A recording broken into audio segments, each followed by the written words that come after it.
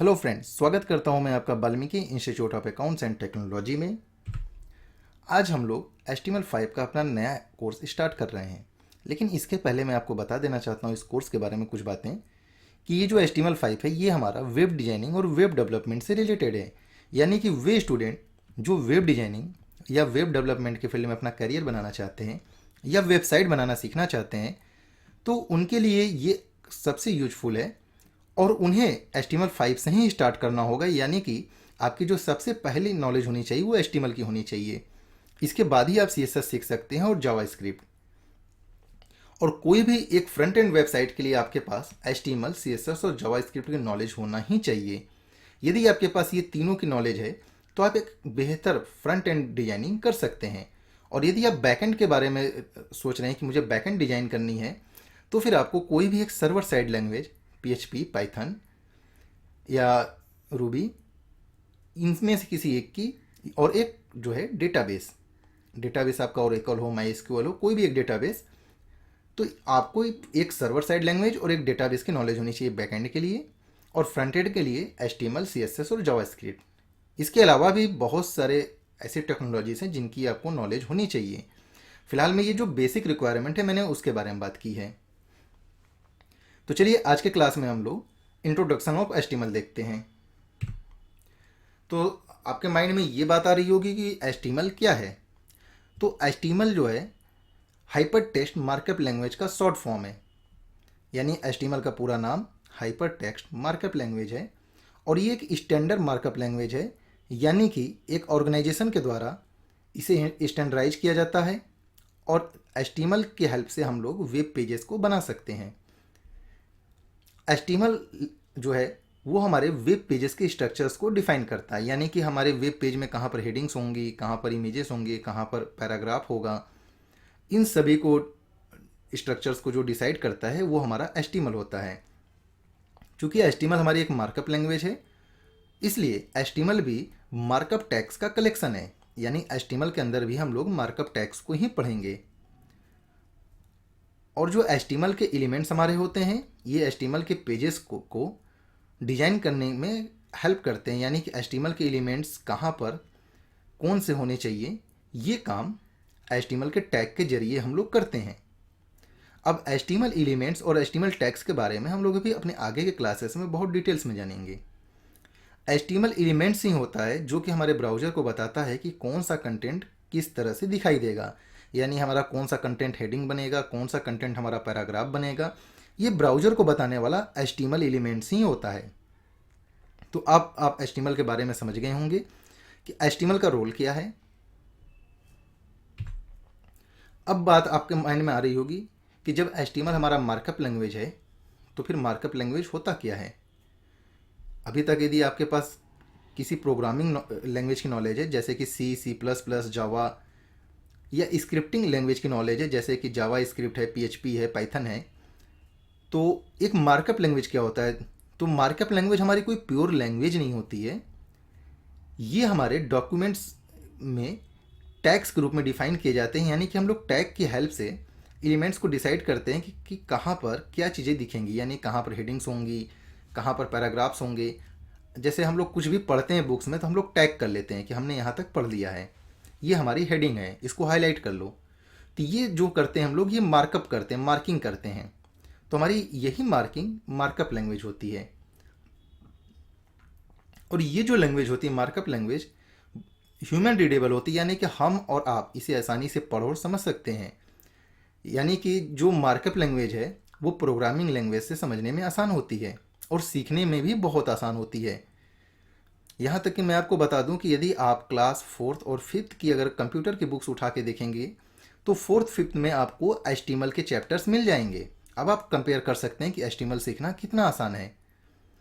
जबकि एक जो प्रोग्रामिंग लैंग्वेज होती है उसके सिंटैक्स बहुत ही टफ होते हैं। यानी कि उस प्रोग्रामिंग लैंग्वेज के सिंटैक्स को एक प्रोग्रामर ही समझ सकता है, एक आम इंसान नहीं समझ सकता।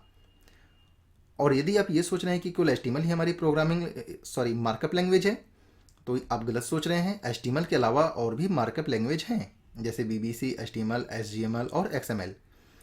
ये अलग बात है कि HTML बहुत ही पॉपुलर लैंग्वेज है, मार्कअप लैंग्वेज हमारी। और ये पॉपुलर इसलिए है कि हम लोग कोई भी वेबसाइट HTML के बिना नहीं बना सकते हैं। यदि हमें कोई भी वेबसाइट बनानी है तो हमें HTML आना ही चाहिए।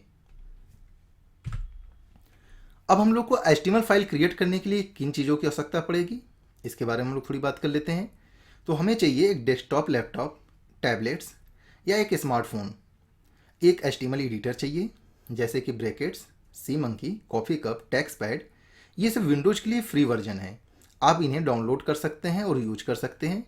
और यदि आप HTML एडिटर को डाउनलोड नहीं करना चाहते हैं, इसे यूज नहीं करना चाहते हैं, तो कोई बात नहीं। आपके सिस्टम में, आपके कंप्यूटर में टेक्स्ट एडिटर होता है। जैसे कि विंडोज यदि आपका ऑपरेटिंग सिस्टम है तो उसमें नोटपैड होगा। यदि लाइनेक्स आप ऑपरेटिंग सिस्टम यूज कर रहे हैं तो उसमें पिको होगा। यदि आप मैक यूज कर रहे हैं तो उसमें सिंपल टेक्स्ट, टेक्स्ट एडिट या टेक्स्ट रेंगुलर होगा। तो आप इनमें से कोई भी टेक्स्ट एडिटर या HTML एडिटर का यूज कर सकते हैं कोडिंग करने के लिए। और आपको इसका आउटपुट देखने के लिए एक ब्राउज़र की आवश्यकता होगी। तो आप कोई भी browser, Chrome, Mozilla, internet explorer या कोई भी ब्राउज़र का आप यूज कर सकते हैं। Do I need to be online? क्या हमें HTML पे काम करने के लिए ऑनलाइन होना होगा? तो ऐसा कोई रिक्वायरमेंट नहीं है, यानी कि आपको ऑनलाइन होने की कोई भी आवश्यकता नहीं है। आप पूरे वेब पेजेस ऑफलाइन बना सकते हैं, यहाँ तक कि आप सर्वर साइड कोडिंग भी अपने लोकल मशीन पर कर सकते हैं। और जब आपकी पूरी वेबसाइट कंप्लीट हो जाए, वेब पेज कंप्लीट हो जाए, तो आप इसे पब्लिश करने के लिए वेब सर्वर पर ऑनलाइन होंगे। यानी कि आपको पूरी डिजाइनिंग, पूरी वेबसाइट जो है वो ऑफलाइन ही बना सकते हैं।